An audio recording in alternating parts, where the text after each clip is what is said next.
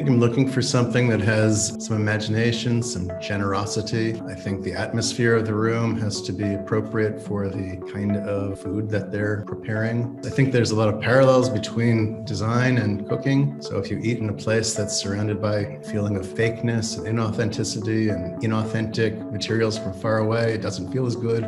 One of the challenges for restaurant design is to make sure that you feel like you're in a high design experience, but yet it's still welcoming and warm. I personally don't want to be in a situation where it's feels very cold and bleak. The use of materiality is so important because in a restaurant, you're actually sitting for 2 or 3 hours and experiencing those materials. And that's a really important part of the process.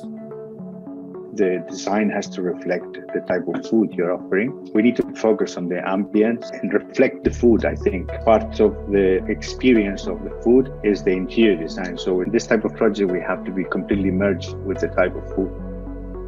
I think probably the single biggest aspect that's changed is the desire to create connectivity with the outdoors, being able to blur the lines between indoors and out. I think there's a new sense of awareness about tactility and natural materials, and people are looking for that connection, whether it be to nature through materials or nature through blurring the lines between indoors and out.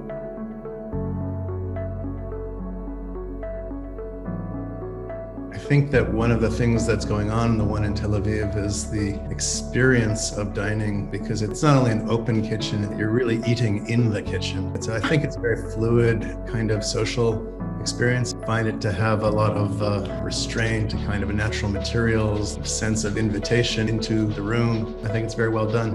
I think the materials are very well balanced, the color, the ambient. Anything you see or touch is giving you that smoothness and welcoming and cozy environment to dine.